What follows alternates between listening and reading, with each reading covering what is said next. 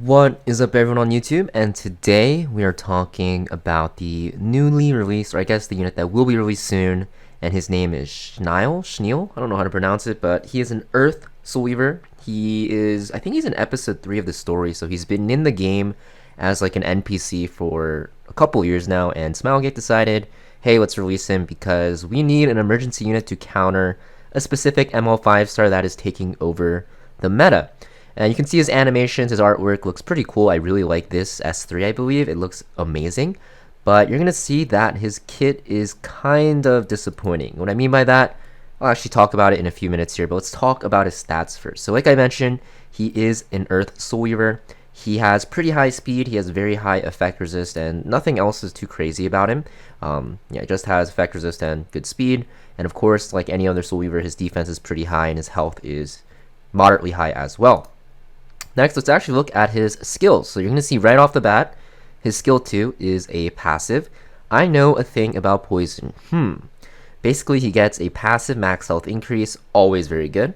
You're also going to see when an enemy uses a skill, when an ally is inflicted with poison or venom at the end of that skill. So, for example, if Death Dealer Ray S3s, or if any other unit poisons or venoms, you're going to dispel all debuffs from Schniel from himself, and then he'll activate Cleanse. And Cleanse is a full debuff dispel from all your allies. It will give immunity and also reset skill cooldowns of himself. And this can be activated every 2 turns, which is pretty crazy. I think with the skill enhance, this goes down to 1 turn, which is insane. And this is just direct counter to Death Dealer Ray. Basically, Death Dealer Ray can S3, and then every time he S1s, because his S1 also inflicts Venom, you're going to see that this Cleanse will activate as well. So just an extremely powerful counter to Death Dealer Ray, and that's where a lot of people are getting pretty annoyed. And we'll talk about why, but let's actually look at this in effect here. Death Dealer Ray uses his skill here. You're going to see the Cleanse activates, and then he basically, cleanses himself, and then he cleanses his team and puts immunity up, which is very strong, and it makes Death Dealer pretty useless. So looking back at his S2, basically the biggest reason why people are kind of upset with his kit, and you're going to notice this just from his entire kit, he's designed to counter specifically one unit in Death Dealer Ray. You can see it's pretty obvious, right? There's only really one unit that uses Venoms effectively in PvP, and he happens to be extremely strong, and that's Death Dealer Ray. And because there's not really a good answer to him, even though we do have some soft counters in like Celine, and even, for example, anything that counters extra turns, such as Moon Bunny Dominion, there's not really a super hard counter because of the fact that Celine can't really one-shot units, especially with ML Ilyanov on the field, with Aureus, and just like a lot of, defense buffs and stuff like that. It's just very annoying. And also because of the fact that Moon Bunny Dominion is just a very poor unit to use right now. So not really a good counter. And because of that, they decided to make this unit into a strict Death Dealer Ray combo, and that makes him pretty useless, right? You might think, oh, very good, he's going to be very powerful, he's going to counter one of the best units in the game. Well, now the thing is, they're just going to remove Death Dealer Ray from defenses, and basically what's going to end up happening, Death Dealer Ray isn't really used on defenses that much anyway, so you're not going to get a lot of value out of this unit, like on Arena offense or Guild Wars offense.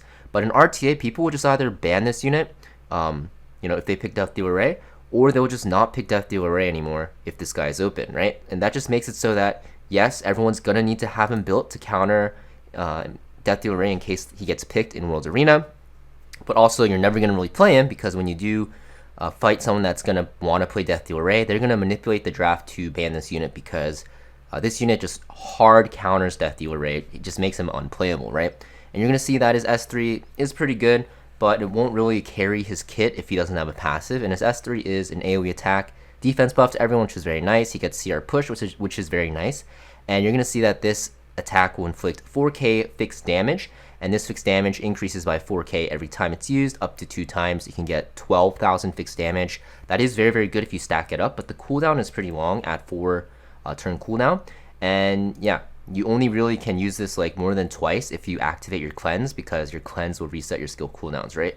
So if you're fighting a Death Dealer Ray, you'll get this off like every single turn, which makes him giga broken into Death Dealer Ray. It's pretty much a free win. And because he's just a strict Death Dealer Ray counter, because of this, because there aren't really any good poison or venom units, it just kind of makes his design, his character design, kind of wasted, and his skill kit design. I think this S3 is very, very cool, especially on a Soul Weaver, but it just ties into his passive way too hard because of the will cooldowns. So I don't really think it'll make him good if you're not fighting a Death Dealer Ray, or I guess maybe a future meta Venom or Poison unit. And this design, this animation looks amazing, but it's just kind of sad because you won't really be able to use his kit. And I say that because you'll see that this is his S1. Single target attack, it dispels one debuff. You can soul burn it to dispel one debuff from everyone. So yeah, not that great, right? Outside of his S3, his S1 is like super, super useless, right? You're just going to see literally just a single target attack, does 300 damage because it's a Soul Weaver. And yeah, it just cleanses the debuff. So there's a lot more impactful S1s on Soul Weavers. So because of that, if you're losing this really strong passive on him, of course he's going to be just a terrible unit, unless you're fighting against Death Dealer Ray, where he is like the best unit in the game, right? Now this is his artifact, guys. You're going to see after an ally is attacked, if the damage suffered is equivalent to 25% or more of their max HP, you'll give them a barrier, and this barrier will scale with his health. Nothing too crazy to write home about. Might be good in like Cleave or something like that, or against Cleave rather. If you're fighting Cleave, this can be very, very good on a Soul Weaver. But in general, I think you're not going to really see too much usage out of this. You're going to see that he is coming out, I believe it should say at the bottom here. Let's actually see what it says in the video. Players will be able to meet him starting November 14th. So we do have about a week to go. But like I mentioned, his kit does seem cool. But if you think about it, put it into perspective, he is literally designed to counter one unit in the game, and you're not going to really be able to play him that much because of that, right? Because I'm sure maybe the first few days or the first week, people don't realize what this unit does exactly. They might play like Death Dealer Ray, but as the meta shifts, or as people like start getting more experience playing against this unit, they'll stop playing Death Dealer Ray, and people will start taking Death Dealer Ray out of their defenses, even though he wasn't really in their defenses to begin with.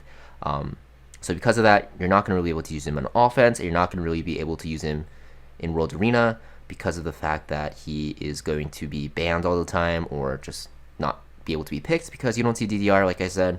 And of course, in Guild Wars defense and stuff like that, and Arena defense, you're not going to use him because they just won't pick any Venom, and he's just sitting there being useless. So yeah, this is this unit. I think there was a lot of potential, but they kind of wasted it. They didn't really think it too much through. I think they just thought that Death Dealer Ray is such a big problem that they needed an answer to this unit ASAP, so they released him like this. But let me know in the comments down below what you guys think about this unit. I think he's just going to be one of those units that's useless. He's just a pure counter, and we won't really see any play out of him. There's other units that were designed to counter certain meta units, such as, for example, Moon Bunny Dominion into Conquerlius, and for example, Laya into Noggle and Lua. But those two units can still be picked in so many different scenarios. For example, Moon Bunny Dominion is still very good against like Lionheart Surmia because of her S3 extra turn. You can also pick her into Noggle as well. Laya was just a really good unit overall, so it's just a lot different in this scenario. So just curious what you guys think about this unit. Let me know in the comments down below what you guys think about this character coming to the game, and I'll see you guys in the next video.